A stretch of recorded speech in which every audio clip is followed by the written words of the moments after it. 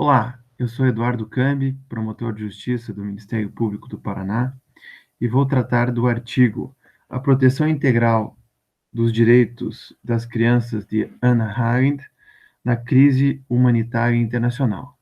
Eu quero primeiro agradecer a parceria com a professora Melina Girardi Fachin e com a mestranda Letícia de Andrade Porto, também estagiária de pós-graduação do Ministério Público do Paraná. Nesse artigo, nós trabalhamos a crise humanitária, especialmente a questão da migração de crianças venezuelanas para o Brasil, sobre o prisma do princípio da proteção integral dos direitos da criança e do adolescente. O que é Crianças de Hannah Arendt?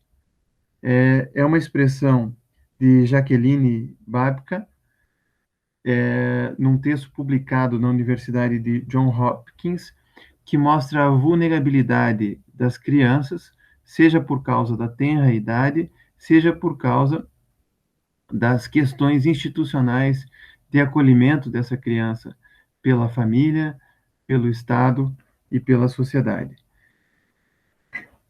O Brasil também enfrenta crises migratórias, como diversos países do mundo, tendo recebido um enorme contingente de crianças e adolescentes da Venezuela, especialmente pela fronteira de Roraima, onde outros problemas de índole social, de índole econômica, como abrigos superlotados, dificuldade do idioma, desinformação, aliciamento para trabalho ilegal, condições precárias de higiene e de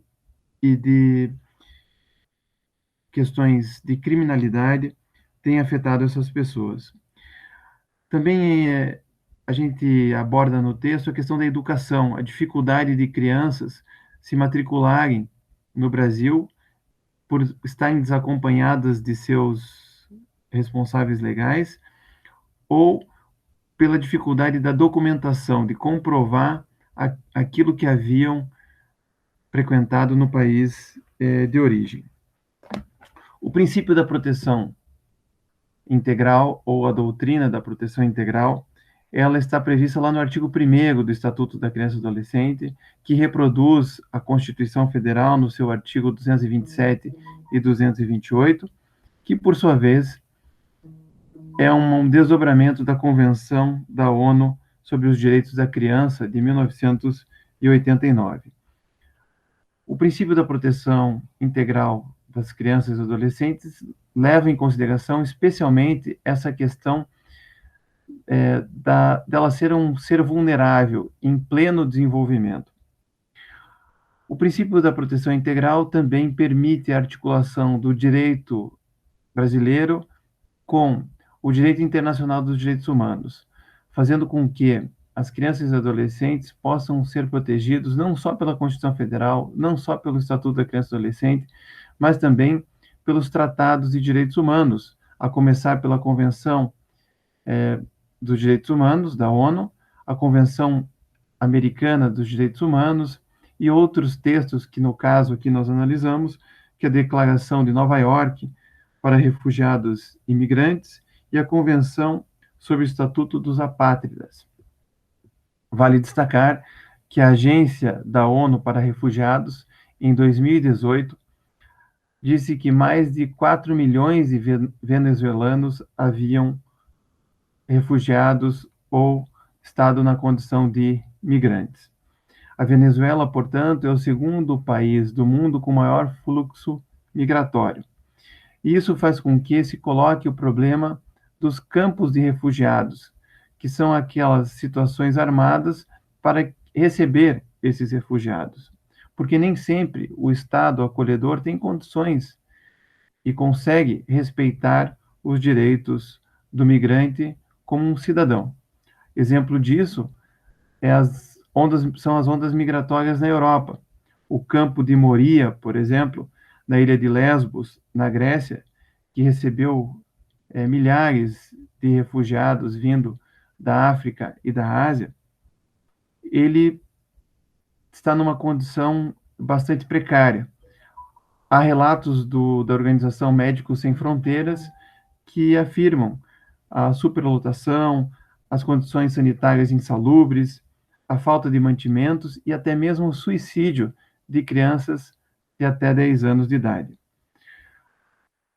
A questão da ilha de Lesbos, do campo de Moria, foi objeto de um julgado pela Corte Europeia de Direitos Humanos, o caso Afer Hamini versus Grécia, de 2011, pelo qual um adolescente afegão que foi desacompanhado à Grécia e não tinha documentos, ele foi preso pela polícia grega, e esse caso chegou até a Corte Europeia de Direitos Humanos, justamente porque essa prisão foi considerada arbitrária, esse jovem não pôde se comunicar com a família, não teve advogado para fazer a sua defesa, e nem intérprete para exercer a sua defesa.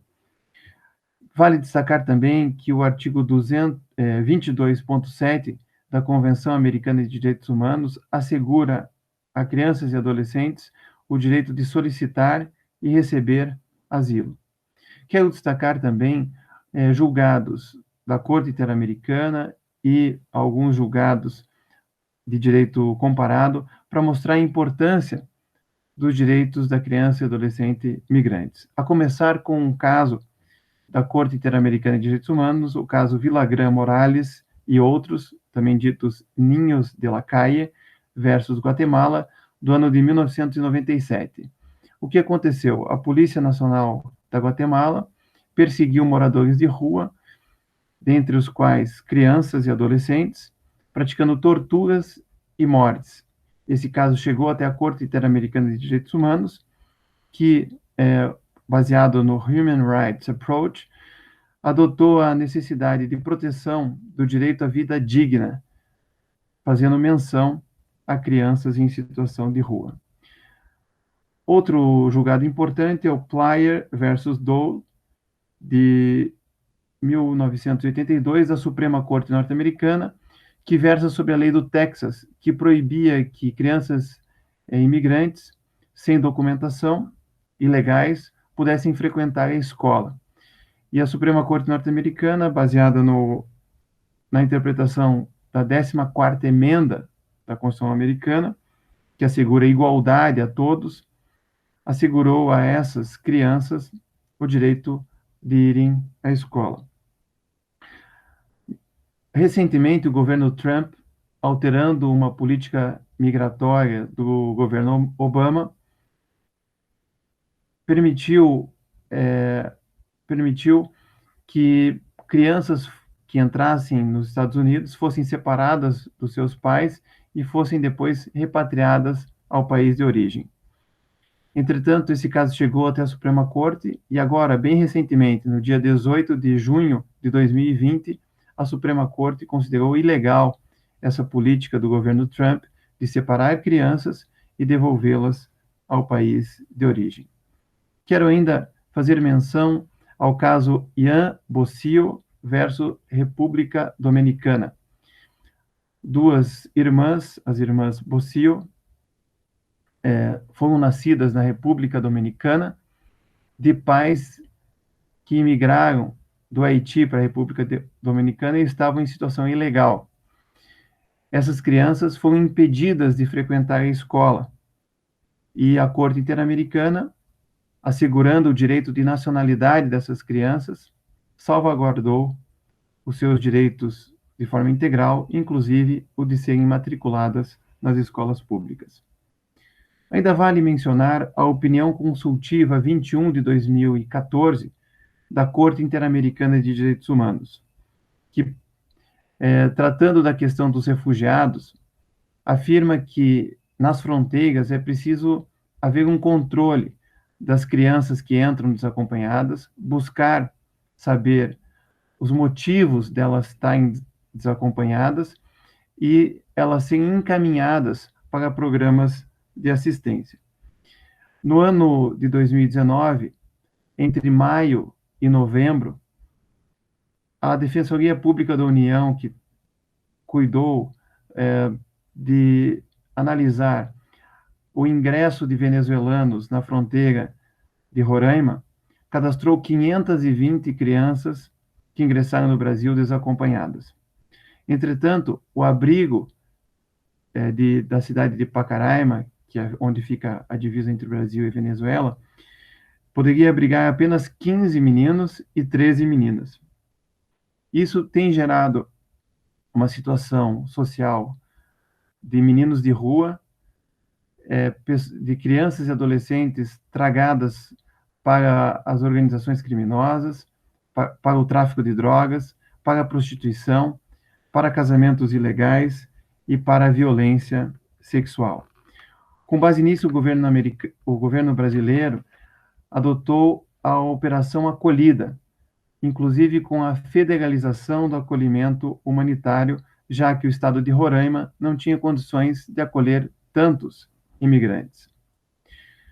Dados do Alto Comissariado da ONU para Refugiados apontam que 3,7 milhões de crianças refugiadas não frequentam a escola.